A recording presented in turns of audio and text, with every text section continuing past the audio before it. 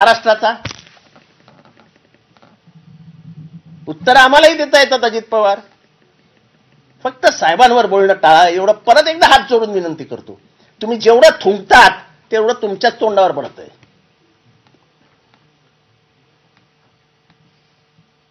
अध्यक्ष झालात, काय निर्णय घेतला पक्षाच्या भल्यासाठी?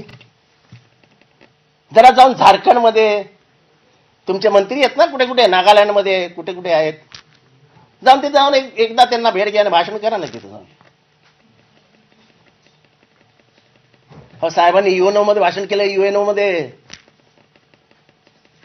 ऍग्रिकल्चर कॉन्क्लेव्ह मध्ये भाषण केलंय, ते पण इंग्रजी 1.5 तास. That is Sharad Pawar. Don't compare yourself with Sharad Pawar. You are not even a centimetre in front of mister Sharad Pawar. Centimetre, मी फारच जास्त बोललो सेंटीमीटर मध्ये, अगदीच खाली न्यायचं मला पटलं नाही. तेव्हा अजित पवार, आपल्या बोलण्याला मर्यादा ठेवा. बोलायला दिलं जाते, आपल्याला तोड नाही म्हणून वाटेल ते बरळू नका. महाराष्ट्राला आवडत नाहीये. तुम्हाला वाटत असेल की तुम्ही फार लोकप्रिय होताय, तर दिवसेंदिवस तुमच्या लोकप्रियतेमध्ये घट होते. 84 वर्षाच्या म्हाताऱ्याला तुम्ही असं टोचून बोलणार असेल तर ती महाराष्ट्राची संस्कृती नाही. आपल्या बापासमोर मानही न उचलणारी पोरं आजही महाराष्ट्रात आहेत. आजही असे पुतणे आहेत की काकासमोर मानही उचलत नाहीत. तुम्ही तर तुमच्या काकाचं राजकीय आयुष्य बर्बाद करायला निघाले. आज खरं सांगा ना महाराष्ट्राला. राष्ट्रवादी काँग्रेस म्हणजे नॅशनलिस्ट काँग्रेस पार्टी, शरदचंद्रजी पवार हे नाव मिळाल्यानंतर तुम्ही कोर्टात जाऊन हे नाव रद्द करा याची मागणी नाही केली. म्हणजे तुम्हाला शरद पवार हे नावच महाराष्ट्राच्या राजकीय नकाशावर उडवून लावायचंय. हे तुमच्या डोक्यातलं विष हे महाराष्ट्र उघड्या डोळ्यांनी बघतोय. अहो, जर तुम्हाला एवढंच प्रेम असतं ना, वंशावळी आणि माझं रक्त आणि तुमचं रक्त आणि मी भाऊ आणि तुम्ही भाऊ, तर मग हा पक्ष त्या काकाच्या हातातनं काढला नसता आणि सांगितलं असतं मी तुमच्या भावाचा मुलगा आहे, साहेब हा पक्ष तुमच्याकडे ठेवा, निशाणी तुमच्याकडे ठेवा, मी वेगळा मार्ग स्वीकारतोय. आणि तुम्ही वेगळा पक्ष आणि वेगळी निशाणी घेतली असती. तुमच्याच वडिलांच्या माननीय अनंतरावांच्या मोठ्या म्हणजे छोट्या साहेबांचे मोठे भाऊ ना, किंवा तुमचं जे काय नातं असेल ते रक्ताचंच होतं ना. मग ह्या रक्तात विष टाकायला कोणी सांगितलं तुम्हाला? तर दरवेळेस महाराष्ट्रात जाऊन काहीतरी ते भावनिक होतील वगैरे, काही भावनिक वगैरे होणार नाहीत. ते लढणारा माणूस कधीच भावनिक होत नसतो. तो लढेल. तो वयाच्या 84व्या वर्षी पण लढेल आणि लढेल नाही, जिंकेल.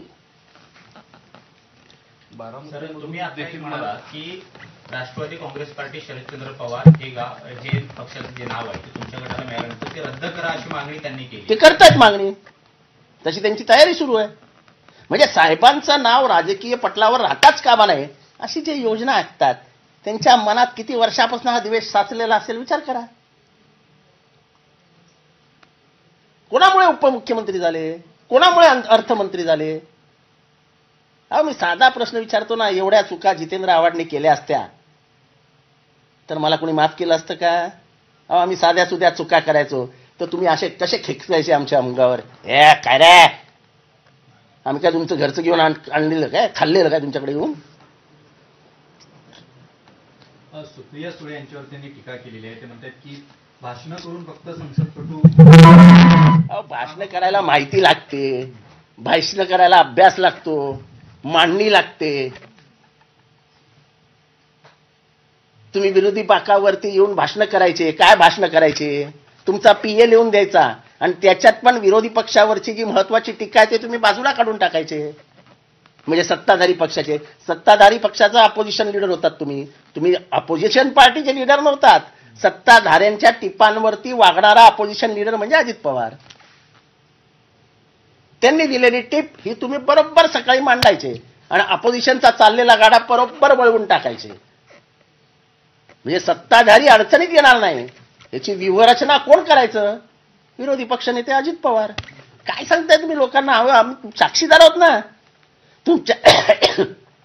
तुमच्या प्रत्येक वर्तणुकीचे आम्ही साक्षीदार आहोत. जेव्हा डिसेंबरचं पहिलं अधिवेशन झालं 2022 मध्ये, तेव्हा मी एक सिडकोचं प्रकरण काढलं होतं, ज्याच्यामुळे अख्खं सरकार अडचणीत आलं होतं. तुम्ही त्याच्यावर एक चकार शब्द काढला नाही. तो एक चकार शब्द मला सांगितलं नाही ना, आपण लावून धरूया, आणि तिथे आल्यावरती वेगळाच विषय काढला आणि आमचा विषय मागे काढून टाकलात.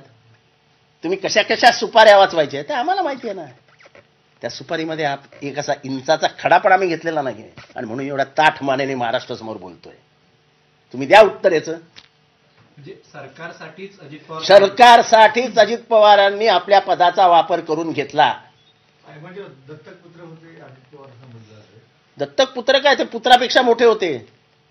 ते सांगतील ते खरं असं शरद पवार करायचे, आणि मला वाटतं हीच शरद पवारांच्या आयुष्यातली सर्वात मोठी चूक आहे. रुपाली चाकणकर यांनी पण टीका केलेली आहे की 15 वर्ष खासदारकी ही अजित पवार यांच्यामुळे मिळायची, आता खासदारकी जाऊ लागते याची भीती असल्या कारणामुळे भाऊबीज. असं आहे की लोकशाहीमध्ये कोणीही हारू शकतं, कोणीही जिंकू शकतं. लोकशाहीमध्ये या भारतामध्ये इंदिरा गांधी हरल्यात आणि परत निवडून आल्यात. लोकशाहीची बेरीज असती आहे. म्हणून कोणाला अहम असू नये की माझ्यामुळे निवडून आलात. तुम्ही 91 साली कोणामुळे निवडून आलात? कोण होतात तुम्ही? सातत्याने शेवटची सभा बारामती मध्ये शरद पवारांना का घ्यावी लागायची, आणि अशीतला प्रचंड बहुमताने निवडून या आणा असं शेवटी त्यांना का सांगावं लागायचं? सुप्रिया सुळे यांच्या विरोधामध्ये लोकसभा निवडणुकीच्या मैदानामध्ये अजित पवार यांच्या पत्नी ते मला माहित नाही कोण. त्यांच्या कामाचे रथ त्या बारामतीच्या नाही, मला माहित नाही त्याच्याबद्दल. निवडणूक कोणीही लढवावी, निवडणूक कोणी लढू नये किंवा लढावं याच्याशी आम्हाला काय करायचं? सुप्रियाताई लोकसभेच्या आमच्या उमेदवार असतील. आणि लोकशाहीमध्ये लोकांचा अधिकार आहे. तुम्ही मला दिलं नाहीत तर मग मी माझा तुमच्याशी संबंध तोडून टाकीन. हे ब्लॅकमेल करू नका ना, हे धंदे बंद करा. घाबरता काय? निवडणुकीला सामोरे जाताना सांगायचं की लोक हो, तुम्ही निर्णय घ्या, तुम्हाला काय वाटतं ते करा, पण मग मी परत येणार नाही बारामतीत आणि माझा आणि तुमचा संबंध संपला. हे ब्लॅकमेल कशाला करायचं? ते लोकांसमोर म्हणतात की बारामतीत मला एकटं पाडण्याचा प्रयत्न. बारामतीत तुम्हाला एकटं काय? तुम्हाला मराठा आंदोलनाच्या वेळेस बारामतीत येऊ दिलं नाही लोकांनी. हे लोक बाहेरच्यांना माहित नाही, आम्हाला माहिती आहे ना. तुमच्या पोस्टरला काळं फासलं, आम्हाला माहिती आहे ना. हे फक्त कोणी बोलत नाही, जितेंद्र आव्हाड बोलून दाखवतो. कारण माझं साहेबांवरती बापापेक्षा जास्त प्रेम आहे. मला तुमच्याकडनंही काही मिळवायचं नाही, आणि आज जाहीररित्या सांगतो शरद पवारांकडनंही काही मिळवायचं नाही. आणि मला असं दिलं काय मोठं, पण माझं त्याच्यावरती त्या पवार साहेबांवरती बापापेक्षा जास्त प्रेम आहे.